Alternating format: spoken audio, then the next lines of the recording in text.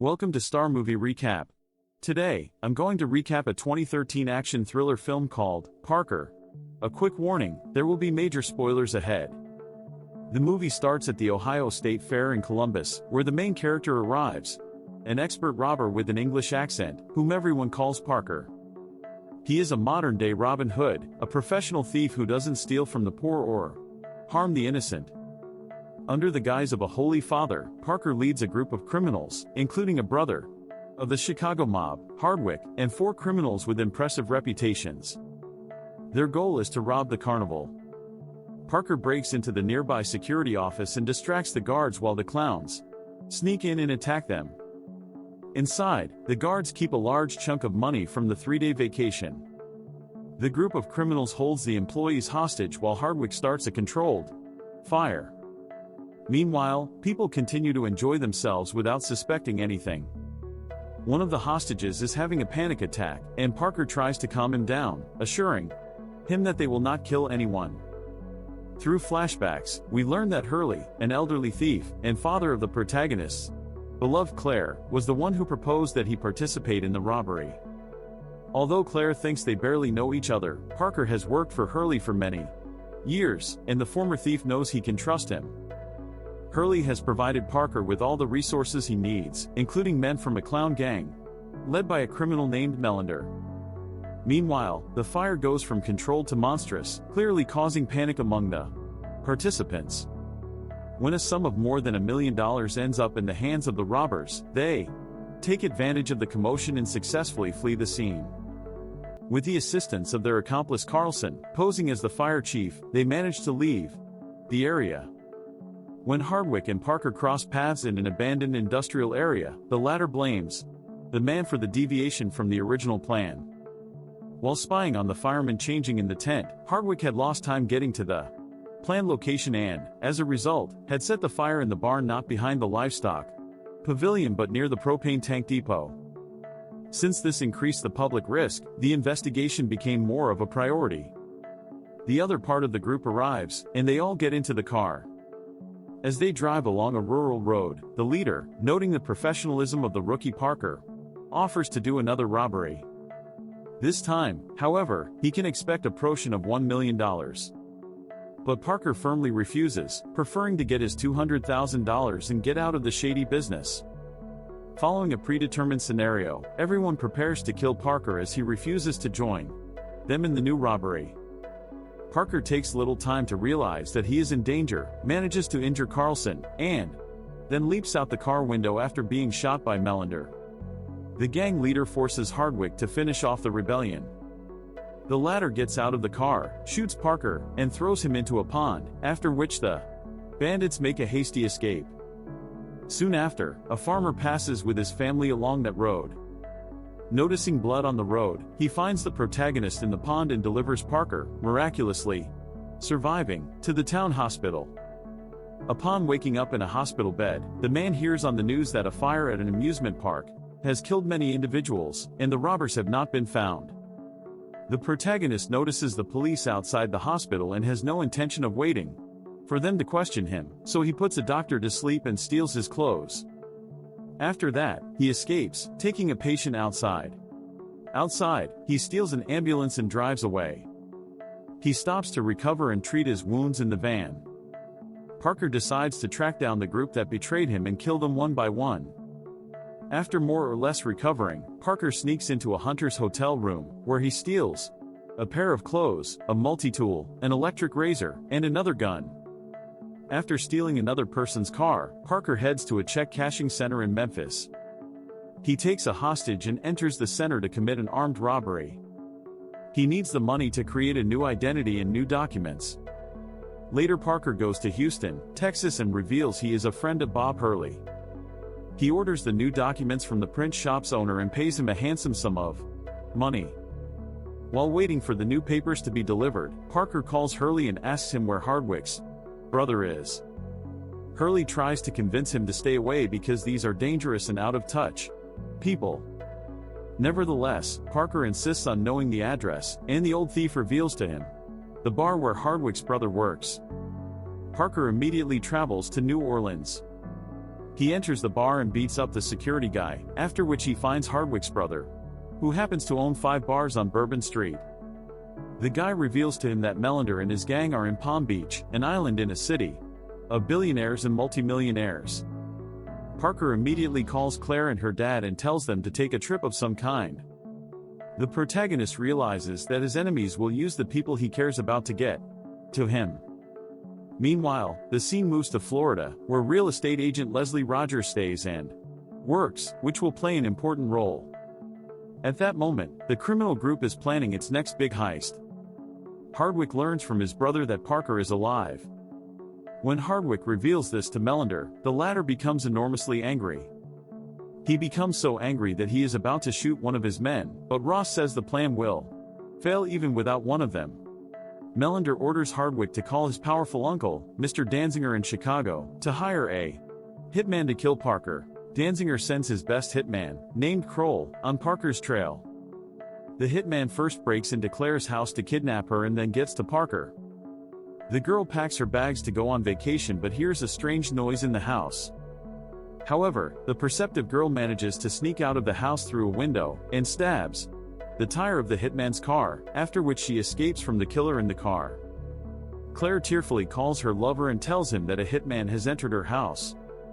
Parker tells her to go to the fishing camp on the shores of Lake Okeechobee's Sawtooth Bay, in Florida, and wait there until Friday. In the meantime, Parker returns to Houston to get the new papers but finds 3 of Danziger's subordinates lying on the floor, under the supervision of Norte and his assistant Ernesto. Parker shoots Ernesto in both legs when asked to lie on the floor next to the uninvited guests. He realizes that Ernesto works for Danziger and betrays Norte. He then takes his papers and forces Norte to shoot the 3 men sent by Danziger. Having no other choice, Norte shoots the 3 with his revolver and leaves his fingerprints. Later Parker meets Hurley, who informs him that Danziger has contacted him and left him his share of the previous robbery to calm things down. Parker realizes that he is lying to him because, in reality, a Chicago mob boss would never offer money to someone who gets in the way of their plans. Parker refuses the money and is eager to stand up for his principles and get revenge on the clowns. To do so, he travels to Florida as Daniel Parramatta, an escaped convict living in San Antonio, Texas, as if he were to buy a house. In this awkward home buying operation, he is aided by the already well-known Leslie Rogers, but before buying the property, the man decides to visit Claire. They meet as decided, and Parker proposes to break it off, so as not to endanger her life. On an exploratory trip with the real estate agent, Parker walks past lavish villas with indifference, but stops in front of a dingy house by local standards, purchased 2 months earlier for $1.2 million from Mr. Rodrigo. He realizes he has found the house where Melander's gang plans to hide after the robbery. Leslie invites Parker to lunch to keep in touch, but he says he is very busy. One evening, Rogers, interested in the potential client's situation, inquires at the bank but gets no transaction, which leaves her puzzled. Later, the girl receives a message that her car has been repossessed and is angry because, in addition to this debt, she has a pile of loans from her cheating ex-husband. In the process, hitman Kroll visits Norte and kills him, thinking he is working with Parker. At sunset, the protagonist returns to the home of the fake Mr. Rodrigo, where he finds their cache of weapons. He lays traps and studies their plan for the robbery. Returning to his car, he finds Leslie, who offers to continue the conversation in private. Parker behaves violently because he suspects she is working for someone. She tells him only that, according to her information and observations, he is not who he says he is. When they arrive at the empty office of the real estate agency where Leslie works overnight, she complains about her fate and asks to work for him for a share of the profits. Instead of answering, Parker tells her to strip down to her underwear to make sure she is not wearing a wire. After confirming, he promises to consider her offer.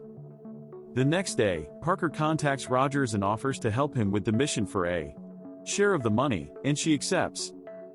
Parker reveals the plan of Melander's gang and the loot that awaits them if all goes well, which is $57 million.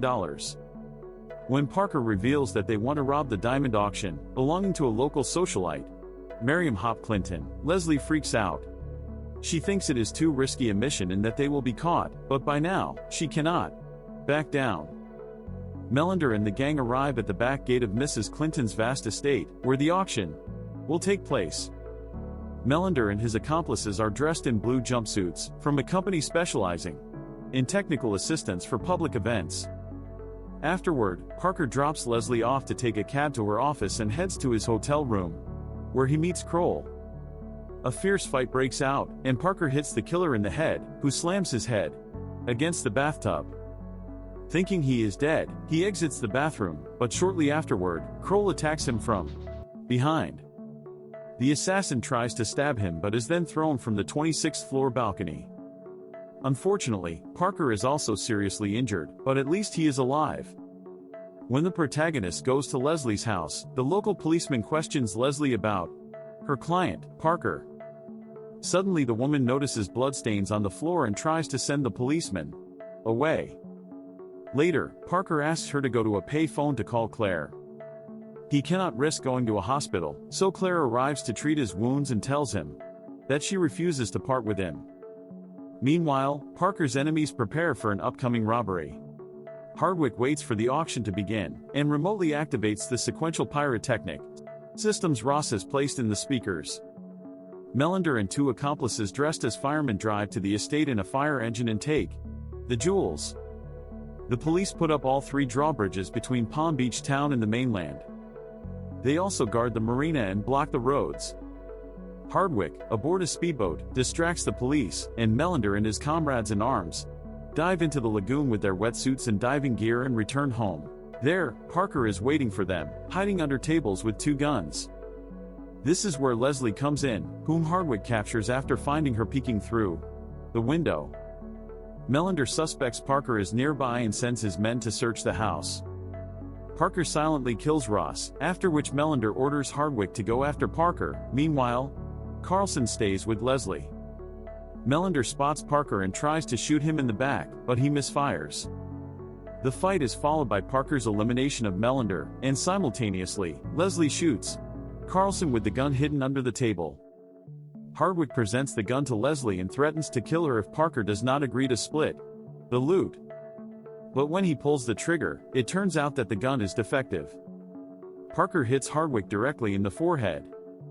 Eventually, Parker breaks with Leslie, telling him to hide the jewels in an air conditioning duct, and promising to send someone to retrieve them within 3 months. 6 months later, Parker finds and kills Danziger. A year later, Leslie receives her share of $24 million in 2 cardboard boxes by express mail. In the final scene, Parker rescues the farmer who saved him from death, and the old man begins to believe that Parker is not a man at all, but an angel. If you enjoyed this video, don't be shy to hit the like button, and you should watch the whole movie. Thank you very much for watching. Please subscribe for more videos like this.